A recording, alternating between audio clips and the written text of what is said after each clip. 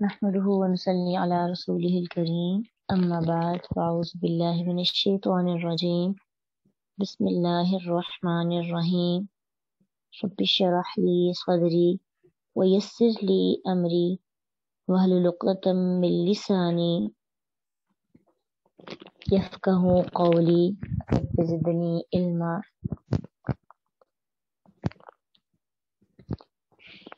87 سے وَأَوْحَيْنَا اور وحی کی ہم نے اور اوحی وحی کی نا ہم نے الی موسیٰ کی طرف وَأَخِيهِ اور اس کے بھائی کے ان کی تبوّأ تم دونوں متعین کر لو فکس کر لو لقومکما لی کے لیے قومی اپنی قوم کما اپنی. تو یہاں پہ دو لوگوں کی بات ہو رہی ہے موسیٰ اور ہارون علیہ السلام کی بات. تو اس لیے یہاں پہ کما آیا ہے, ادروائز کیا آنا تھا کا. ایک بندے کی بات ہو تو کا آتا ہے, یہ بھی ایک پوائنٹ یاد رکھیں. ایک بندے کے لیے کا اور دو بندوں کے لیے دو لوگوں کے لیے کما اور زیادہ لوگوں کے لیے کم استعمال ہوتا ہے. کا کما کم. اور اگر کسی ایک لڑکی کی بات کرنی ہو نا تو پھر کی آتا ہے, کاف پھر کی. اور پھر تسنیہ کے لیے کی کما اور زیادہ یعنی جمع مؤنث کے لیے کننا.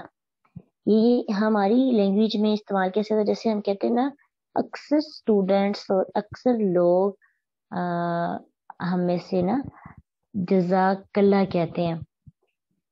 تو اگر آپ کے سامنے جو مخاطب ہے وہ اگر لڑکا ہے جس کو آپ کہہ رہے ہیں کہ اللہ آپ کو جزا دے, تو پھر تو آپ کہیں گے جزاک اللہ. اور اگر لڑکی ہے تو پھر ہمیں کیا کرنا چاہیے, جزاک اللہ, اللہ آپ کو جزا دے. ٹھیک ہے.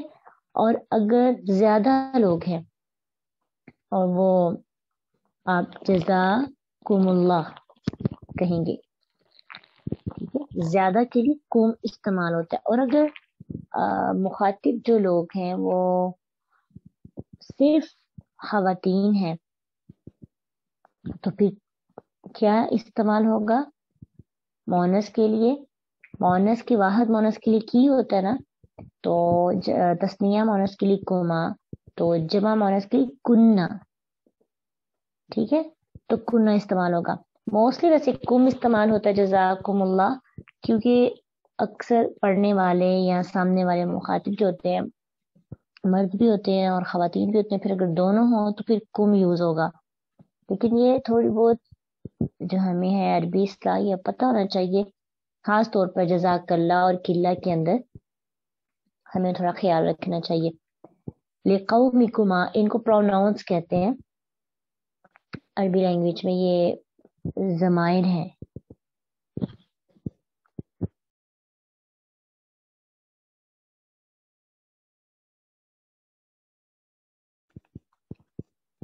سمجھ آئیے آپ کو, جو نئے ہیں ان کو اس چیز کی. کا میں کما میں اور کی میں کننا میں اور کم میں کیا فرق ہوتا ہے. بمصر مصر میں, بیوتن کچھ گھر, وجعلوا اور بنا لو بیوتا گھروں کو, کم اپنے. اب یہاں پہ زیادہ کی بات ہوئی, کم کی بات ہوئی سب لوگوں کو جو موسیٰ علیہ السلام اور ہارون علیہ السلام کے ساتھ لوگ تھے ان کی. قبلتن قبلہ مرکز, فاقیمو اور قائم کرو الصلاۃ نماز, وبشری اور خوشخبری دے دو المؤمنین مومنوں کو.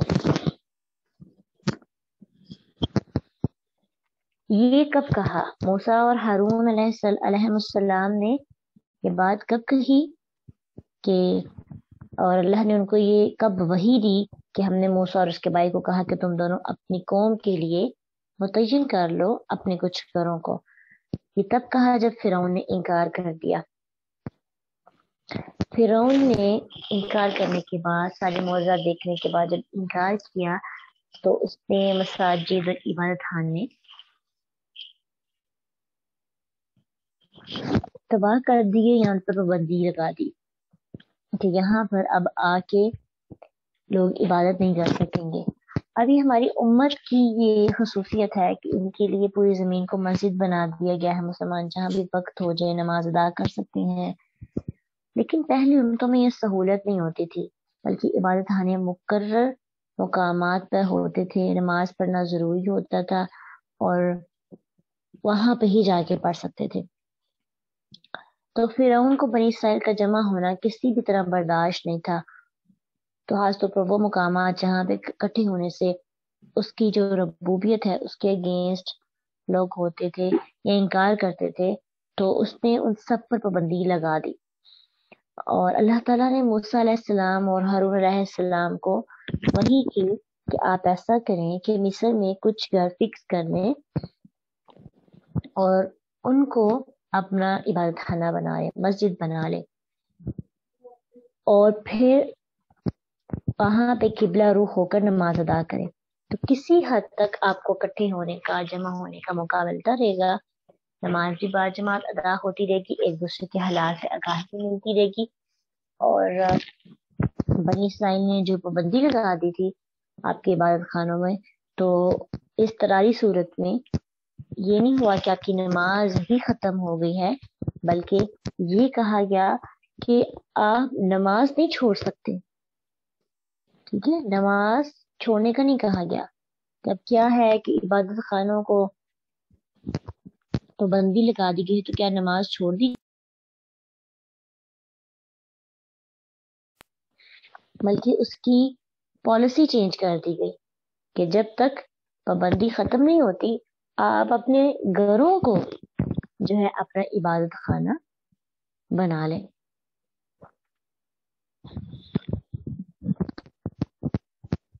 تو تاریخ میں بھی بہت دفعہ ایسا ہوا ہے، اور آپ دیکھتے ہیں کہ جب بھی پابندی لگائی جاتی ہے یا پھر کوئی ایسا کام جس میں مسلمانوں کو نماز پڑھنے سے روکا جاتا ہے، تو اس کا مطلب یہ نہیں کہ مسلمان اپنے اللہ کے سامنے یہ عذر پیش نہیں کر سکتے کہ ہمارے لیے مسجدوں کو بند کر دیا گیا تھا، اس لیے ہم نماز نہیں ادا کر سکتے۔ بہت سے ہمارے آج بھی ایسے علاقے ہیں، کچھ دیر پہلے کی بات ہے کہ بہت علاقوں میں مساجد غیر مسلم ممالک ہیں، ان میں مسلمانوں کے لیے جگہ کو تنگ کر دیا جاتا ہے، ان کی مسجدیں بند کر دی جاتی ہیں اور ان کے عبادت خانوں میں جا کر عبادت نہیں کرنے دی جاتی۔ تو اس وقت میں کیا مسلمان نماز ادا کرنا چھوڑ دیں یا وہ یہ سمجھیں کہ ہم جمعہ نہیں ادا کر سکتے، نماز نہیں ادا کر سکتے؟ تو ایسا نہیں ہے۔ چائنا کے اندر جب پابندی عائد کی گئی اور مردوں کو مسجد آنے سے روکا گیا، تو وہاں کی خواتین نے مساجد کی دیکھ بھال کا کام شروع کیا اور ان کو جو ہے دیکھا اور ان کے انتظامات کو خود کرنے کی کوشش کی۔ تو اس سے کیا پتہ چلتا ہے کہ حالات اگر بدل جاتے ہیں تو انسان کی احکامات نہیں بدلتے بلکہ پالیسیز چینج ہو جاتی ہیں۔ نماز تو کسی حال میں بھی معاف نہیں ہوتی، اس لیے نماز معاف نہیں کی گئی بلکہ اس کا نئی پالیسی بنا دی گئی کہ اچھا اگر کوئی ایسے علاقے میں رہتا ہے جہاں کوئی مسجد نہیں ہوتی، جہاں پہ نماز پڑھنے کا انتظام نہیں ہے، کچھ ایسے بھی علاقے ہیں جہاں پہ ایک دو مسلمان رہتے ہیں، ایک دو گھرانے مسلمانوں کے، وہاں پہ ارد گرد کوئی مسجد نہیں ہے، اگر ہم میں سے کسی کو ابراڈ جانے کا موقع مل جاتا ہے تو وہاں پہ ایسے حالات آ سکتے ہیں، تو اس صورت میں کیا ہوگا کہ ہم مساجد نہیں ہے تو کیا ہمارے مرد نماز ادا نہیں کریں گے؟ نماز کو جو ہے اپنے گھر کو مسلح بنا لیں گے۔ وَجَعَلُوا بُيُوتَكُمْ قِبْلَةً، اپنے گھر کو مرکز بنا لیں گے اور گھر میں نماز ادا کریں گے۔ اور بات رہی وقت جمعے کی، تو وہاں پہ اگر ایک دو لوگ ہیں تو وہ کسی ایک گھر کو فکس کر لیں یا پھر کسی مارکیٹ کے اندر یونٹ خرید لیں یا چھوٹا سا گھر لے کر اسے فکس کر لیں، چاہے اس کو مسجد تو نہیں کہیں گے لیکن مصلی کہیں گے، اور وہاں پہ اکٹھے ہو کے جمعہ ادا کر سکتے ہیں۔ لیکن یہ عذر نہیں پیش کیا جا سکتا کہ وہاں پہ سسٹم نہیں تھا تو ہم نہیں ادا کر سکتے۔ اب اگر ایک ہی گھر ہو تو پھر اپنے گھر میں ہی جو گھر کا بڑا ہے یا اپنے بچوں کے ساتھ جمعہ کی ادائیگی کر سکتے ہیں۔ اور وہاں یہاں پہ استعمال ہوا ہے وہ اقیم الصلاۃ، نماز قائم کرو. تو نماز قائم کرو اس سے مراد ہے کہ جماعت کے ساتھ نماز ادا کرو. اور اقامت الصلاۃ میں دراصل جماعت ہی شامل ہوتی ہے. اس کا مطلب ہوتا ہے جماعت کے ساتھ، خاص طور پہ مردوں کا جماعت کے ساتھ نماز ادا کرنا. حدیث میں آتا ہے کہ اللہ کے نبی صلی اللہ علیہ وسلم نے فرمایا اپنی صفیں برابر کرو، کیونکہ صفیں برابر کرنا میں اقامت الصلاۃ کا حصہ ہے. تو اس سے یہ پتہ چلتا ہے کہ مردوں کا نماز قائم کرنا گویا کہ جماعت کے ساتھ ادا کرنا ہے. اور کچھ علماء کا تو یہ بھی فتویٰ ہے کہ جو شخص مرد جو ہے جماعت کے ساتھ نماز ادا نہیں کرتا اس کی تو نماز ہی نہیں ہوتی. تو اس لیے اب اس صورت میں جس صورت میں مسجد بھی نہ ہو ارد گرد، مسجد یا مسجد میں پابندی لگا دی جائے یا مسجد آنا ممکن نہ ہو، ایسے حالات آ جائیں، ایسے کوئی سسٹم بن جائے کہ مساجد کو بند کر دیا جائے، جس سے ابھی کچھ عرصہ پہلے مساجد کو بند کر دیا گیا تھا، تو اس صورت میں کیا کیا جائے گا کہ مرد جو ہے اپنے گھر کے اندر جماعت کروا کر نماز ادا کریں، کیونکہ مردوں کے لیے جماعت کے ساتھ نماز ادا کرنا ہی ضروری ہے اور فرض ہے. اور یہ بھی نہیں کہ نماز چھوڑے، اگر مساجد بند کر دی گئی، پابندی عائد کر دی گئی تو نماز چھوڑ دی جائے، بالکل بھی نہیں. اس وقت جب موسیٰ علیہ السلام کی قوم تھی تب بھی نماز نہیں ان کو معاف کی گئی تھی، اور آج بھی ہم نماز اپنی چھوڑیں گے نہیں اگر حالات ایسے آ جائیں گے. ایون کہ گھروں میں یہ سارا سسٹم بنا لیں گے اگر کوئی ایسی مجبوری آ بھی جاتی ہے. ٹھیک ہے، تو اب یہ ہے کہ یہاں سے نا ایک چیز سمجھنے کو ہمیں اور سیکھنے کو ملتی ہے کہ اکٹھے ہو کر نماز ادا کرنا. وَجَعَلُوا بُيُوتَكُمْ قِبْلَةً، کہ اپنے کچھ گھروں کو قبلہ بنا لو، کچھ گھروں میں اکٹھے ہو جاؤ اور وہاں مل کر عبادت کرو. تو اس طرح سے ہمیں ایک یہ بھی چیز دیکھنے کو ملتی ہے کہ ہم لوگوں نے اپنے گھروں کو کیا بنایا ہوا ہے. آج ہمارے گھر کیا بنے ہیں؟ ہمارے گھر مسجد نہیں نظر آتے، سینما نظر آتے ہیں، سینما ہال بن چکے ہیں. ایک ایک کمرہ، ایک ایک روم، ایون کہ گھر کا کوئی ایسا کونا نہیں ہوتا جہاں پہ ہمیں جا کے محسوس نہ ہوتا ہو کہ یہ گھر سینما نہیں. ہر طرف موسیقی کی آواز اور ہر طرف دنیا اور دنیا کی رنگینیاں ہیں. ہر جانب ایک الگ ہی سٹال لگا ہوا ہے. کہیں کسی بھی کونے میں جا کے محسوس ہی نہیں ہوتا کہ ہم مسلمان گھرانوں میں رہتے ہیں. اگر ہم مساجد میں نہیں جا پاتے تو کم از کم ہمیں اپنے گھر کے اندر ایسا ماحول تو بنانا چاہیے جو مسجدوں جیسا ہو. کچھ دیر کے لیے تو ہو، کچھ لمحات تو ایسے ہونے چاہیے کہ ہم گھر میں بیٹھ کر عبادت کر سکیں اور محسوس کر سکیں کہ ہم مسلمان ہیں. اپنی پہلے وقتوں کے اندر نماز پڑھتا تھا یا قرآن پڑھتا تھا تو اس انسان کی تھوڑی قدر کی جاتی تھی، اس کا ادب کیا جاتا تھا، اس کے ارد گرد کوئی ایسی آواز نہیں آتی تھی، یا ایون کہ لوگ اونچی آواز سے بات نہیں کرتے تھے کہ اس کی نماز خراب نہ ہو جائے. چاہے لوگ خود نماز نہیں ادا کرتے تھے لیکن نماز پڑھنے والے کی بڑی قدر ہوتی تھی. قرآن پڑھنے والے کا تو اتنا خیال ہوتا تھا کہ پاس کوئی اونچی آواز سے بات نہیں کر پاتا تھا. لیکن اب حالات اتنے بدل گئے ہیں کہ عبادتوں کا بھی خیال نہیں رکھا جاتا. تو اس لیے کبھی کبھار ہمیں اکٹھے بیٹھ کر عبادت کر لینی چاہیے، گھروں میں اکٹھے بیٹھ کے عبادت کرنی چاہیے، اور گھروں کو کبھی کبھار سینٹر بنانا چاہیے. اپنے سب گھر والوں کو اکٹھا کیا، کبھی نماز ادا کر لی یا کبھی ویسے اللہ کا ذکر کیا اور اس سے کیا ہوتا ہے، اکٹھے مل کر عبادت کرنے سے کیا فائدہ ہوتا ہے؟ اس سے سپورٹ ملتی ہے ایک دوسرے کو موٹیویشن ملتی ہے.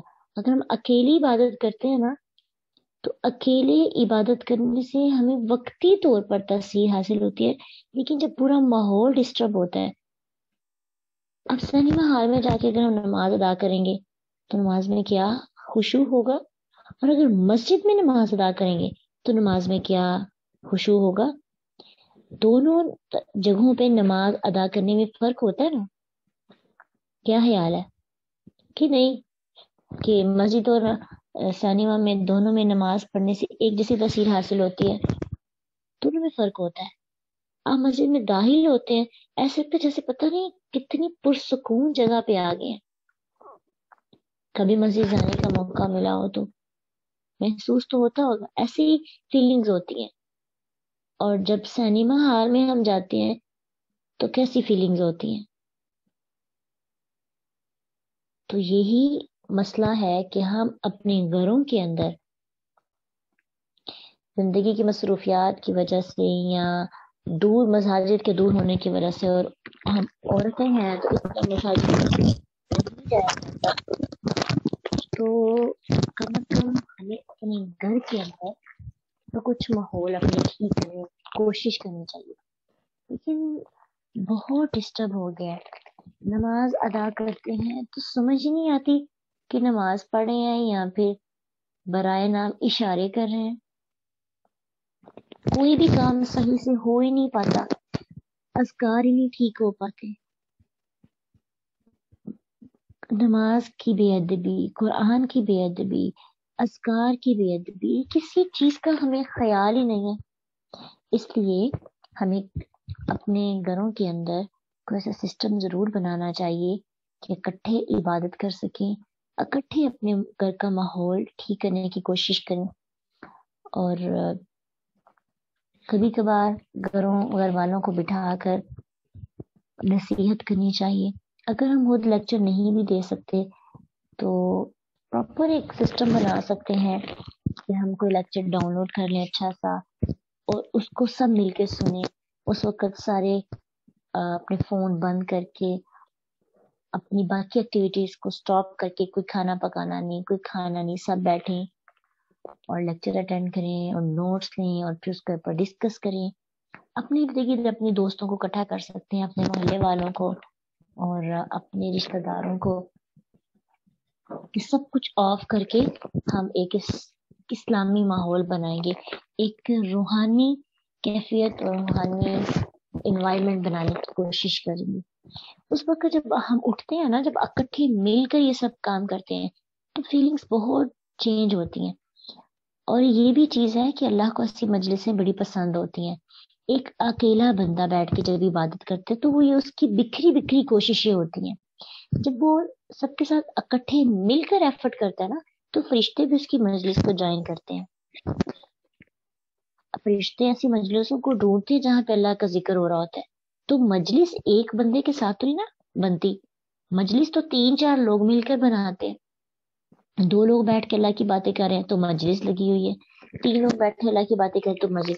اب ایک بندہ جب عبادت کرتا ہے تو اس کی عبادت ہوتی ہے ایک بندے کی. ایک تو یہ ہے کہ اس کی فیلنگ تھوڑی دیر کے بعد چینج بھی ہو جاتی ہیں، پھر دوبارہ دنیا کی رنگینیوں میں. اور جب 2-4 لوگ ملتے ہیں تو دوسرے کے لیے ریمائنڈر بھی بن جاتے ہیں. اور پھر اللہ ایسے لوگوں کو اس سے بہترین، جو اللہ کو اپنی مجلس میں یاد کرتا ہے، اللہ اسے اس سے بہترین مجلس میں یاد کرتے ہیں. تو اگر کوئی نہیں بھی آتا ہمارے ساتھ تو ہم اپنے بچوں کو ساتھ بٹھا لیں، اپنے بہن بھائیوں کو ساتھ بٹھا لیں اور کیا کریں، کوشش کریں، ڈسکشن کریں. یہ یاد رکھیں کہ جگہ، وقت اور کام یہ ایک سسٹم بنتا ہے. اس سے سمجھ آتی ہے کہ ہم کیا کریں. کر لینی چاہیے، جگہ فکس کر لیں، ایک ٹائم سیٹ کر لیں کہ اس ٹائم پہ ہم بیٹھیں گے، بات کریں گے.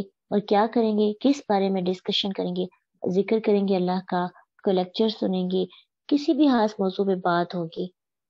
اگر زیادہ نہیں لوگ آتے 2 لوگوں سے شروع کر سکتے ہیں، 2 لوگوں سے پھر 3 4 5 لوگ مل جاتے ہیں، اور پھر اس طرح سے یہ سلسلہ شروع ہو جاتا ہے۔ پھر اسی طرح جب ہم اس طرح شروع کرتے ہیں، پھر آپس میں جو دوست ہوتی ہیں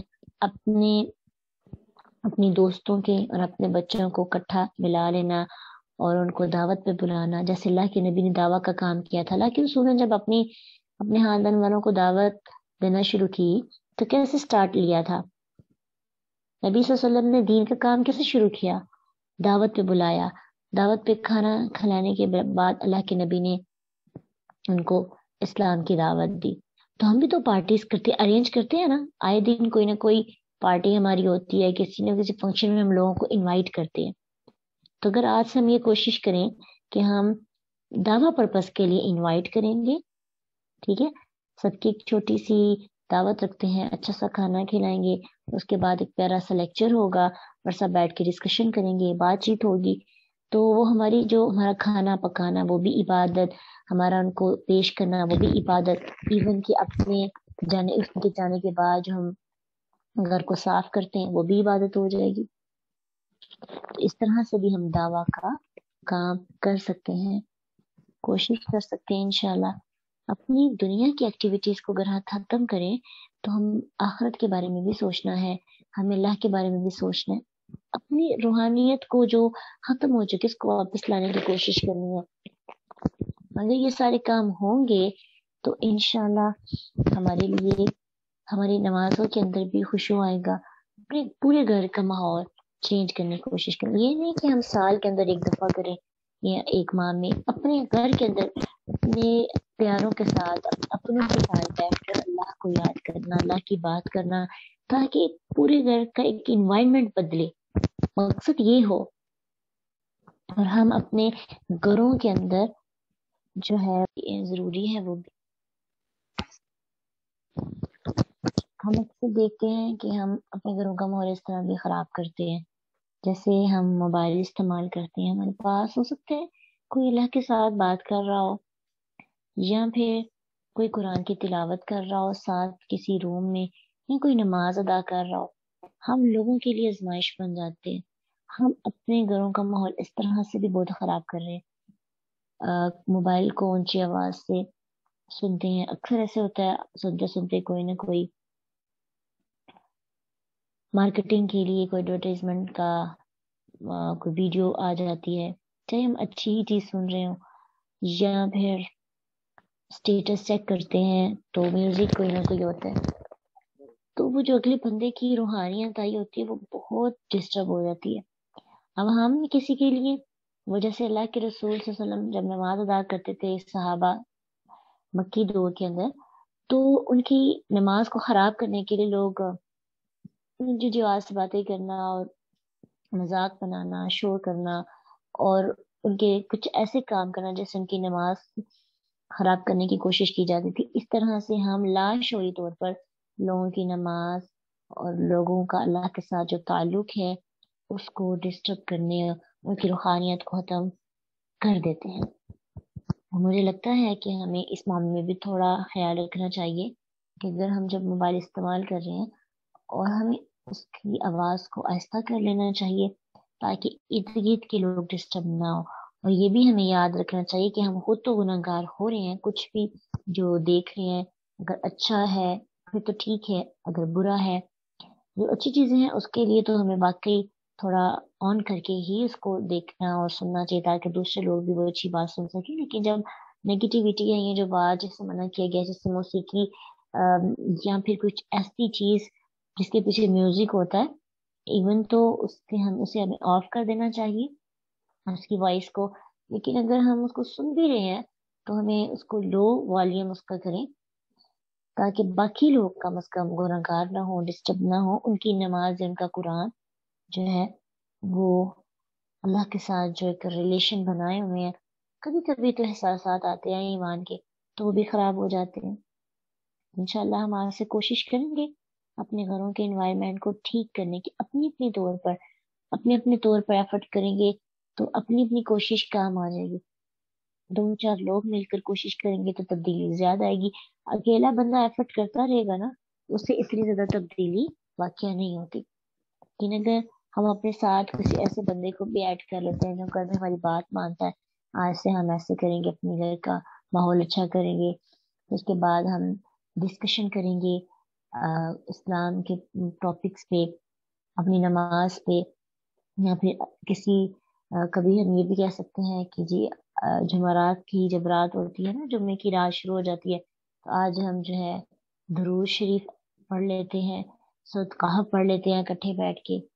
और फिर इस तरह से एग्जैक्ट जो है हम अल्लाह के लिए, अल्लाह की रजा के लिए इस तरह से काम करेंगे, तो एक तो हमारा अपना भी, अपनी फीलिंग्स भी चेंज होंगी और घरों में भी बरकतें आती हैं। तो कुरान पढ़ा जाएगा, अल्लाह का जिक्र किया जाएगा और अल्लाह की बात होगी, तो सोचे कितनी बरकतें नाजिल होंगी ना। तो किसी को बुला के घरों के अंदर कुरान खानी करवाने से बेहतर ये है ना कि इंसान खुद अपनी रूटीन के अंदर ये शामिल करे कि वीक में एक दिन, या हाँ वीक में कम से कम एक दिन तो होना चाहिए कि जिस दिन हम जो है बातचीत कर सकें। रेगुलर भी हो सकते हैं, कुछ घराने ऐसे भी होते हैं जिसमें प्रॉपर एक टाइम होता है कि हम डिनर पे डिस्कशन होती है रात को बैठ के। अब सर्दियों का शुरू हो गया है तो रातें लंबी हो जाती हैं, तो हम बहुत अच्छे काम कर सकते हैं। लेकिन हमें अपनी प्लानिंग में ये रखना चाहिए ना, हमने अपनी प्लानिंग से ही सारी चीजें निकाल दी हुई हैं। हमारी प्लानिंग से अगर इकट्ठे बैठ के ड्रामा देखने ये शामिल हो गया है, और बोर हो रहे हैं तो इकट्ठे बैठ के म्यूजिक डेक के ऑन करके बड़ी स्क्रीन पर फिल्म देखना या कोई ड्रामा देखना, ये होता है हमारी प्लानिंग के अंदर शामिल। और ये हम अपने घरों को, जो जिसको मस्जिद बनाना था, जिसको एक पाक जगह बनानी थी, उसको सिनेमा हॉल बना दिए। इंशाल्लाह अल्लाह ताला से मदद तलब करेंगे और कोशिश भी करेंगे। और बशीरिल मोमिनीन, और खुशखबरी दे दो मोमिनों को कि मुश्किल हालात में भी नमाज की मौफी नहीं है।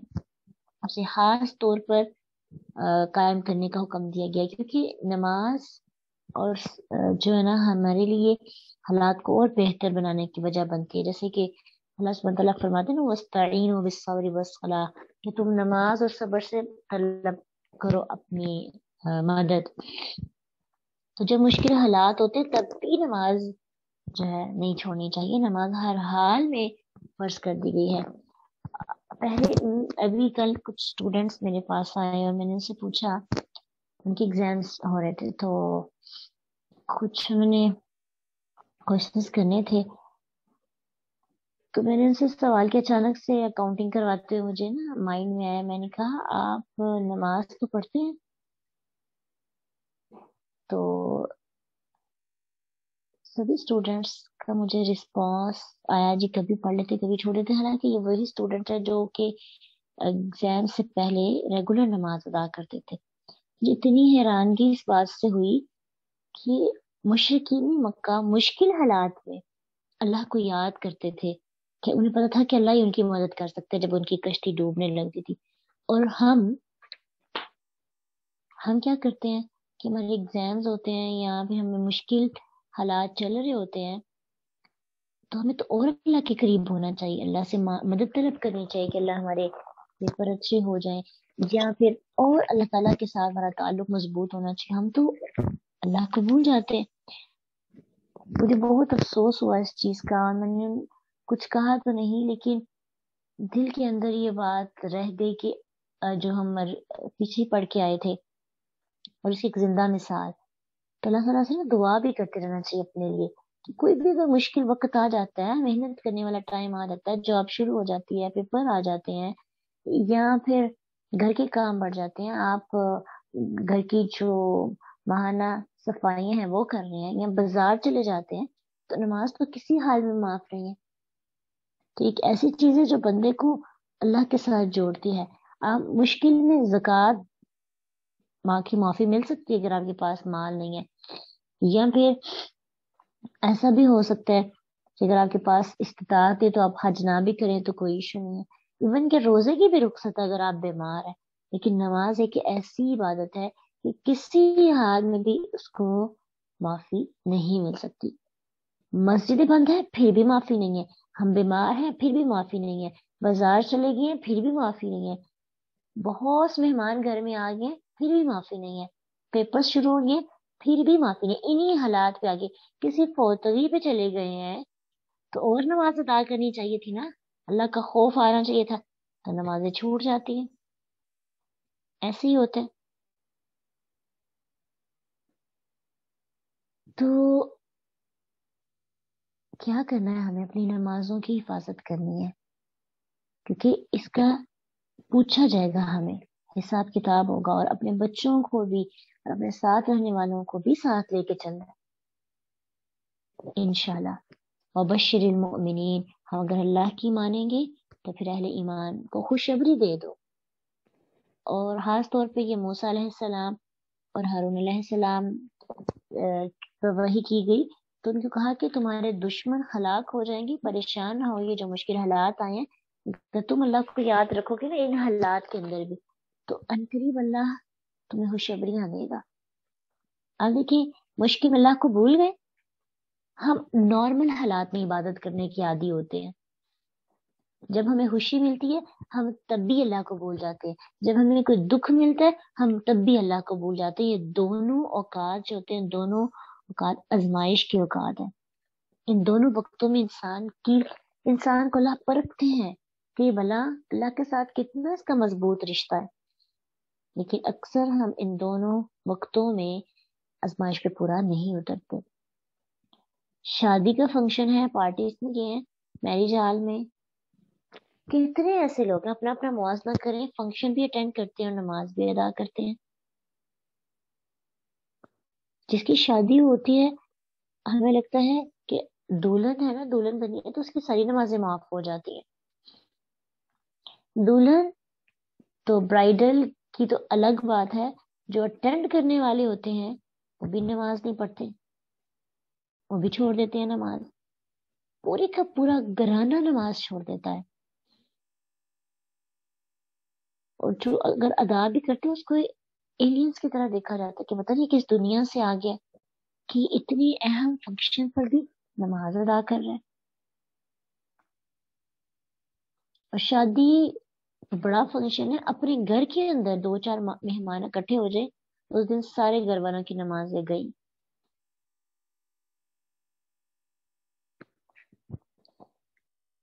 اللہ سبحانہ تعالیٰ ہماری ایمان کو کم از کم اتنا ضرور ہمارے اندر رکھے کہ ہم اسلام کے اہم رکن جس کی کسی صورت میں معافی نہیں اس کی حفاظت کر سکیں۔ پھر موسیٰ علیہ السلام نے کیا کہا؟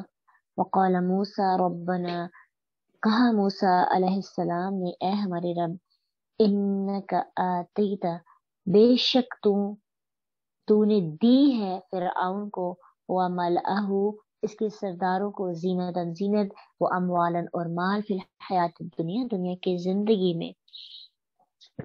اب موسیٰ علیہ السلام کو یہ بات پتہ چل گئی تھی کہ یہ سب عادتیں اور یہ روش ان کی کیوں ہے، پے در پے معجزات دیکھ رہے اور مختلف عذابوں کے نازل ہونے کے بعد بھی یہ ایمان نہیں لائے۔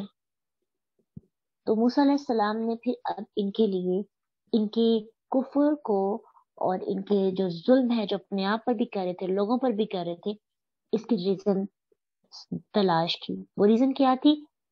زینتوں و اموالا فی الحیات الدنیا، دنیا کا مال، دنیا کی زندگی کی زینت، اٹریکشن ان کی وجہ بنی ہوئی تھی، اسی وجہ سے وہ اللہ کا انکار کر رہے تھے۔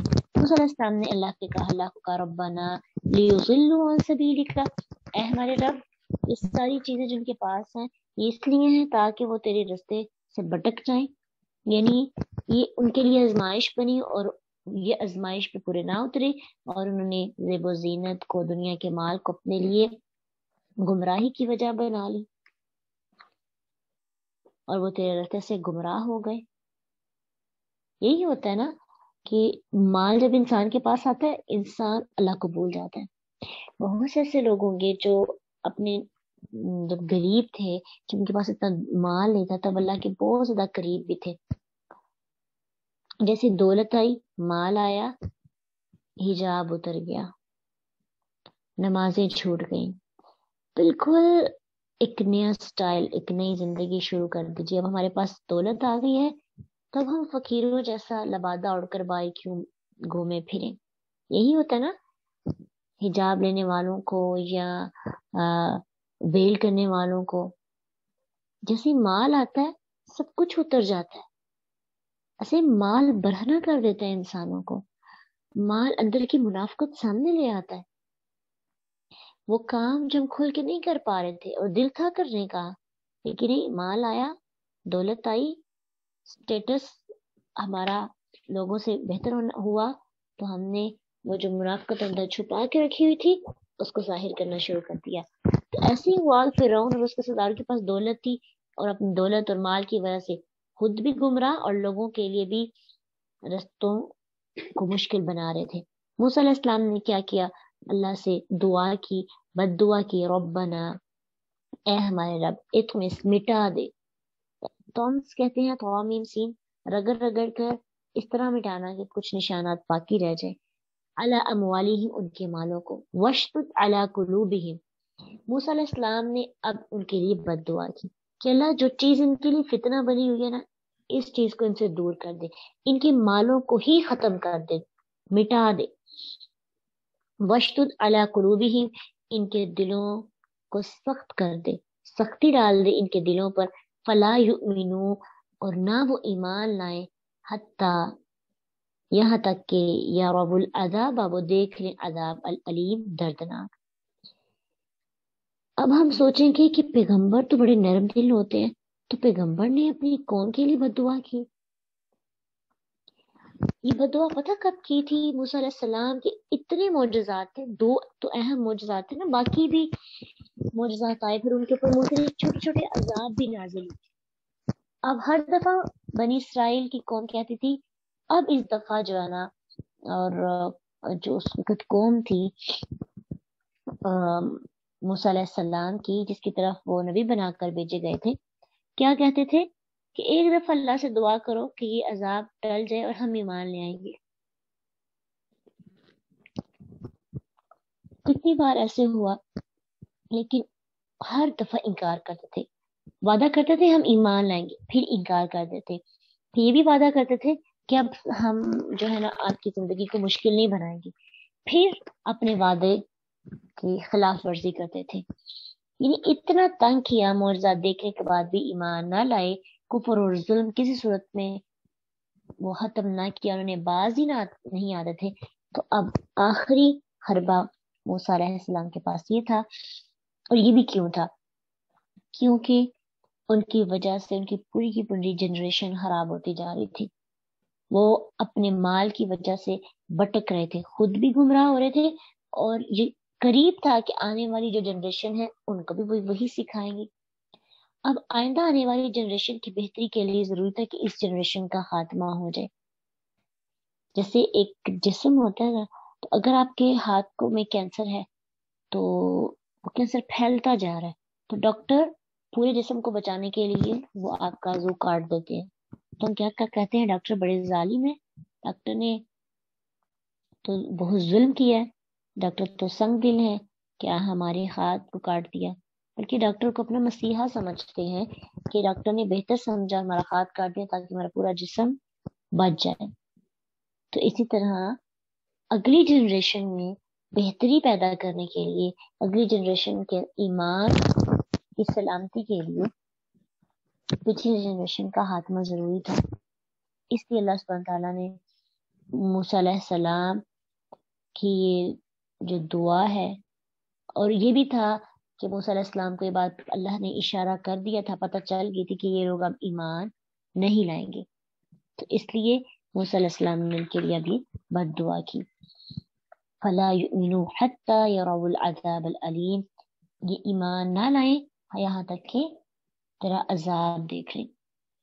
फिर क्या हुआ, क़ाल क़द उजीबत, फरमाया उजीबत, कबूल कर ली गई, दावतु, दावत कुमा, तुम दोनों की, यानी दुआ जो की तुम दोनों ने, वो दोनों की दुआ कबूल कर ली। पीछे अगरचे जिक्र सिर्फ कौला की बात की गई है, कौला मूसा, कहा मूसा ने, लेकिन साथ रब्बना जब आया ना, تو اسے پتہ چلتا ہے کہ اس میں ہارون علیہ السلام بھی شامل تھے دعا کے اندر، اس لیے یہاں پہ پھر کما آ گیا۔ تو اللہ سبحانہ تعالیٰ فرماتے ہیں کہ ان دونوں کی دعا قبول کر لی گئی، فاستقیما، اور ان کو کہا گیا بس تم دونوں ثابت قدم رہو۔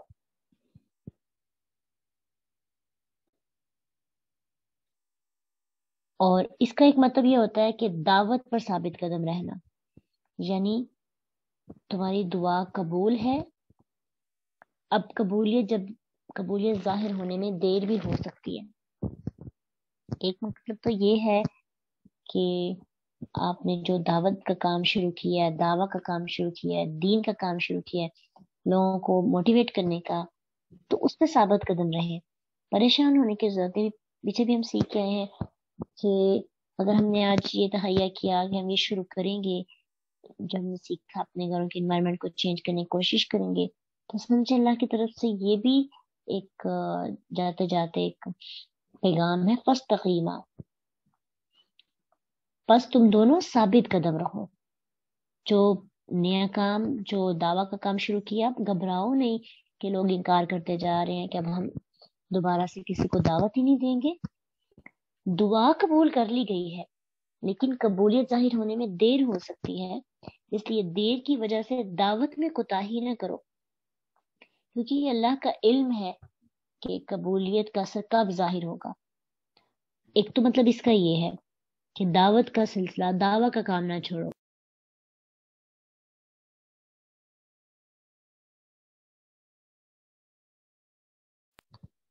اور دوسرا اس کا مطلب یہ ہے کہ اب جو بد دعا تھی اس پہ قائم بھی رہنا، یہ نہ ہو کہ جب کافروں کو غرق کیا جائے تو سفارش کرنے لگو کہ پلیز ان کو بچا لیا جائے۔ جیسے نوح علیہ السلام نے بد دعا کی تھی، اللہ تعالیٰ نے ساتھ ہی بتا دیا کہ سارے کافر جو ہیں غرق ہوں گے، لیکن اب مجھ سے ان ظالموں کے بارے میں سفارش نہ کرنا، بات نہ کرنا۔ اللہ سبحانہ تعالیٰ نے، اللہ کو پتا تھا ان کے انبیاء کا جو دل ہے بہت نرم ہوتا ہے، اس لیے پہلے ہی کہہ دیا نوح کو بھی اور موسیٰ علیہ السلام کو بھی کہ کیا کہا کہ اب جو ہے اس پہ بات پہ قائم بھی رہنا۔ اب نوح علیہ السلام نے اپنے بیٹے کے لیے سفارش کی، پھر اللہ تعالیٰ کی اللہ کا عتاب سننا پڑا، جس پر انہوں نے پھر معافی بھی مانگی تھی اللہ سے۔ تو فاستقیما کے دو میننگس ہیں، دو مفہوم ہے، دونوں کی سمجھ آئی ہے۔ ایک تو یہ ہے کہ جو دعوت کا سلسلہ شروع کیا ہے اس پہ قائم رہیں، مایوس نہ ہو جائے کہ لوگ قبول نہیں کر رہے، لوگ بات نہیں مان رہے، بچے بات سن نہیں رہے، اب ہم نے اپنی پریکٹس چھوڑ دینی ہے یا نئی نئی پلاننگز کرنا چھوڑ دینی ہے اور ان کو دعوت ہی نہیں دے رہی، بلکہ وہ سلسلہ جاری رہے۔ اور دوسرا کیا مطلب کہ بد دعا کی ہے تو جب اس کی قبولیت ظاہر ہوگی تو سفارش نہیں کرنی کسی کے لیے، اب اپنے اس بد دعا پہ قائم رہنا ہے، ترس نہیں کھانا۔ ایسے ہوتا ہے نا پیرنٹس میں سے، اگر ماں بچے کے فادر کو شکایت لگا دیتی ہیں تو جب اس کو ڈانٹ پڑنے لگتی ہے تو ساتھ ہی اس کی حمایت بھی شروع ہو جاتی ہے، اکثر ایسے ہوتا ہے۔ تو اس میں بھی ہمیں یہ چیز کا خیال رکھنا چاہیے، اگر ہم شکایت کرتے ہیں تو پھر اس وقت ہمیں اپنا حوصلہ بھی بڑا کرنا چاہیے، کیونکہ جو پنشمنٹ ہوگی اس پہ ہم نے اب سفارش نہیں کرنی، اس سے تاثیر ختم ہو جاتی ہے۔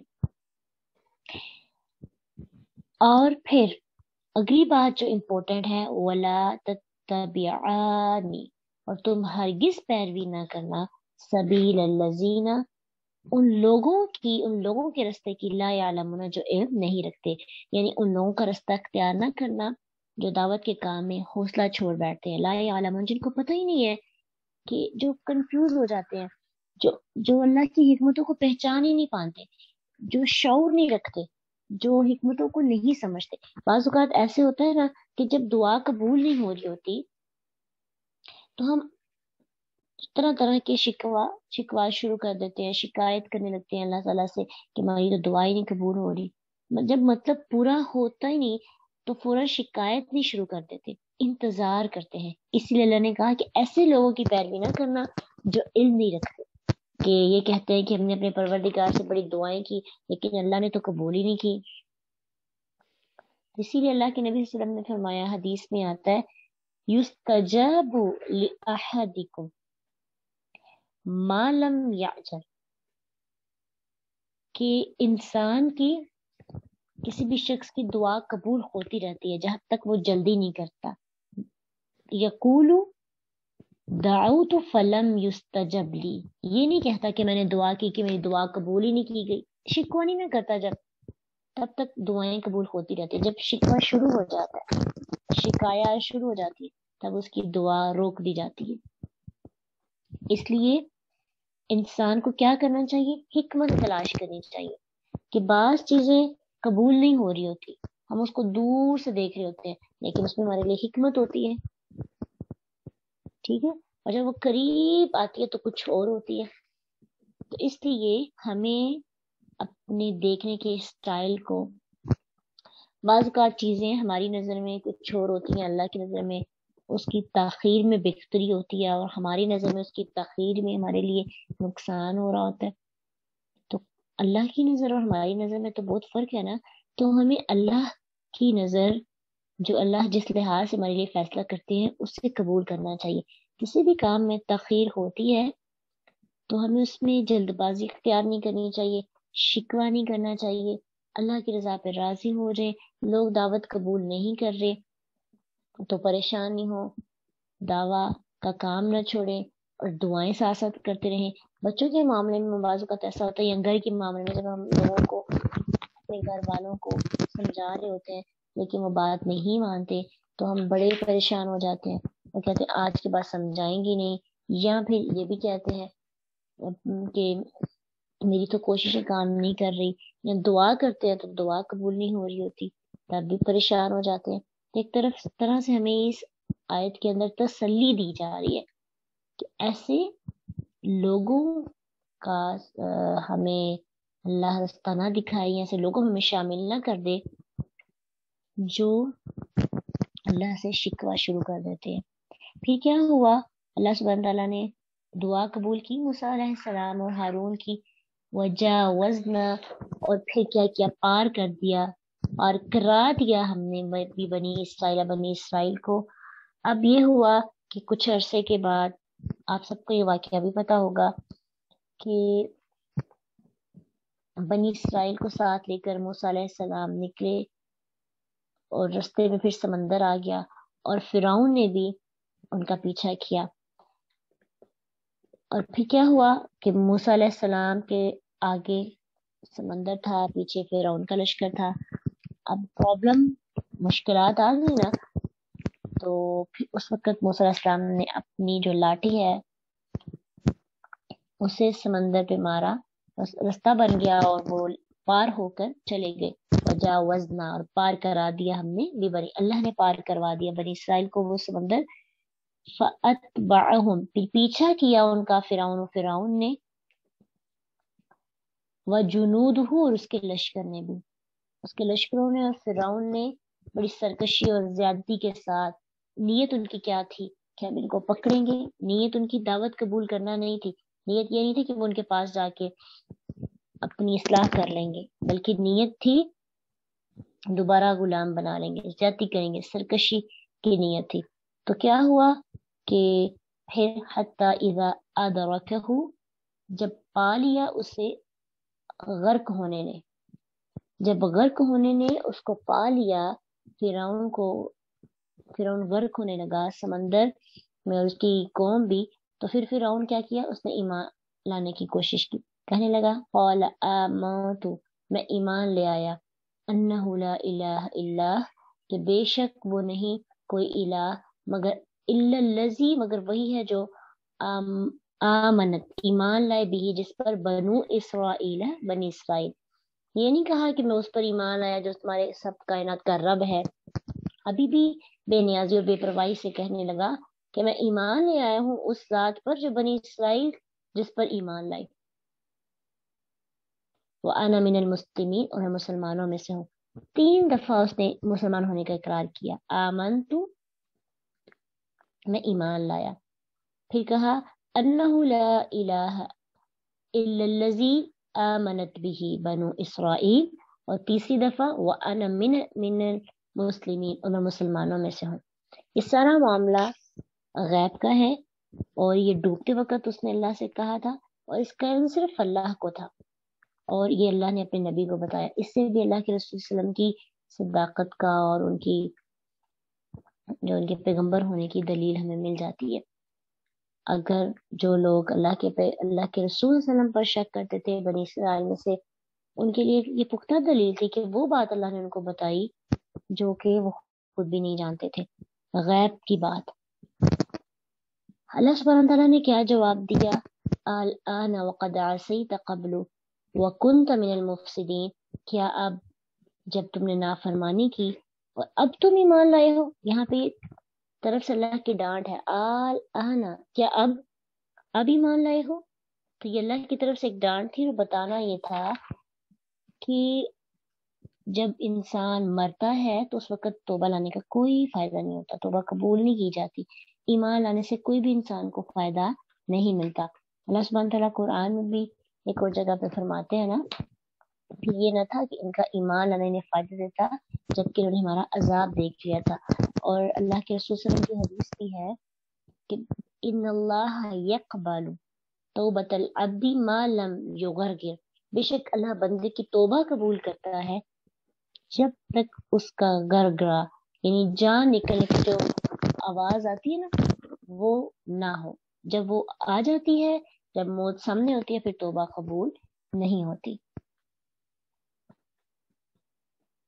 اور فرعون کی سرکشی کے بارے میں فرشتوں کو بھی اس قدر غصہ آیا تھا کہ ایک حدیث میں آتا ہے ابن عباس رضی اللہ عنہما کی کہ اللہ کے نبی صلی اللہ علیہ وسلم نے فرمایا کہ مجھ سے جبرائیل علیہ السلام نے کہا کاش آپ مجھے دیکھتے کہ میں سمندر کا سیاہ کچرا اٹھا کر فرعون کے منہ میں ٹھونس رہا تھا، اس خوف سے کہ کہیں اس کو رحمت نہ پہنچے، یعنی اللہ کو اس پہ ترس نہ آ جائے، اس کے اوپر رحمت نازل نہ ہو جائے۔ یعنی اتنا زیادہ فرشتوں کو بھی فرعون کی حرکتوں پر اور اس کے ظلم پر غصہ تھا۔ اور یہ واقعہ جو ہے فرعون کا 10 محرم یعنی عاشورہ کو پیش آیا تھا، اور اس کے بارے میں ابن عباس رضی اللہ عنہ بیان کرتے ہیں کہ رسول اللہ صلی اللہ علیہ وسلم مدینہ تشریف لائے تو یہودی عاشورہ کے دن روزہ رکھتے تھے، تو آپ صلی اللہ علیہ وسلم نے فرمایا یہ کیا ہے، یہ کیوں کرتے ہیں ایسے؟ تو انہوں نے کہا یہ ایک صالح دن ہے، اس دن اللہ تعالیٰ نے بنی اسرائیل کو ان کے دشمن سے نجات دلائی تھی، تو موسیٰ علیہ السلام نے اس دن روزہ رکھا۔ آپ صلی اللہ علیہ وسلم نے فرمایا پھر میں تم سے زیادہ موسیٰ علیہ السلام پر حق رکھنے والا ہوں، تو آپ صلی اللہ علیہ وسلم نے اس دن کا روزہ رکھا اور اس کا روزہ رکھنے کا حکم بھی دیا عاشورہ کا۔ اور پھر جو ہے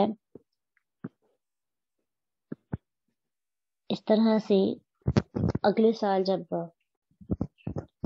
اللہ کے رسول صلی اللہ علیہ وسلم نے کچھ حدیث ایسے بھی ملتی ہیں نا کہ جس میں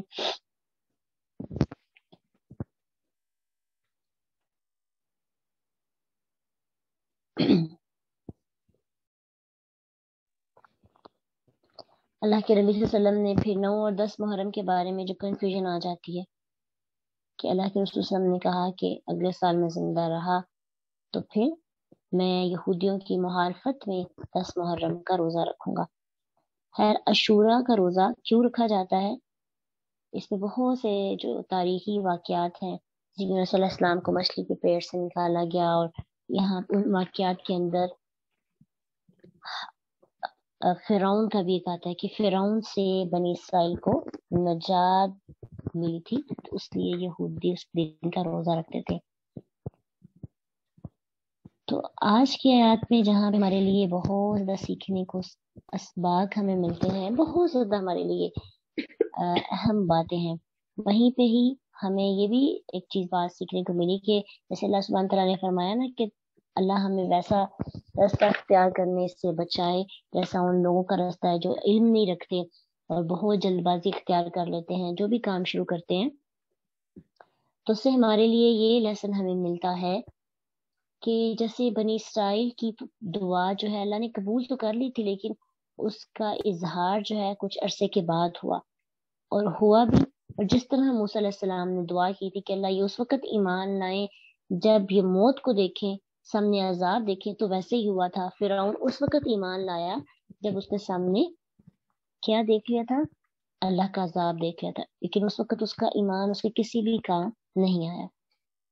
تو ایسی موت سے بچنے کی دعا کرنی چاہیے کہ اللہ ہمیں ہمارا خاتمہ ایمان پہ ہو، اس وقت توبہ نہ ہمیں کرنے کی توفیق ملے جب کوئی فائدہ ہی نہ ہو، ہم توبہ ابھی سے کریں اور ابھی سے اپنے اعمال کو بہتر کرنے کی کوشش کریں، اور جو بھی سیکھتے ہیں اس کو ساتھ ساتھ پریکٹس کرتے نہیں، انتظار نہیں کریں کہ کل کریں گے، پرسوں کریں گے، ترسوں کریں گے، بڑے ہو جائیں گے یا جب ہم گھر کے حاکم بنیں گے تب ٹھیک کرنے کی کوشش کریں گے۔ آپ حاکم ہیں یا محکوم ہیں، آپ کی بات سنی جاتی ہے یا نہیں، ابھی سے ہم ٹرائی کریں گے تاکہ ہم اپنی طرف سے تو اللہ کے سامنے یہ رکھ سکیں کہ اللہ ہم نے جتنی ہمیں طاقت دی گئی تھی اس پہ کوشش کی، اب باقی اس میں تبدیلی کتنی ہوئی، لوگوں نے اسے کتنا مانا، یہ تو ہمارے ساتھ، یہ ہمارا اختیار نہیں تھا۔ اپنی کوشش کا جواب تو ہم دینے کے لیے تیار ہو سکے۔ وآخر دعوانا ان الحمد للہ رب العالمین، سبحانک اللہم و بحمدک، نشہد ان لا الہ الا انت، نستغفرک و نتوب الیک۔ السلام علیکم ورحمۃ اللہ وبرکاتہ۔ فإن مع العسر يسرا، إن مع العسر يسرا، فإذا فرغت فانصب وإلى ربك فارغب۔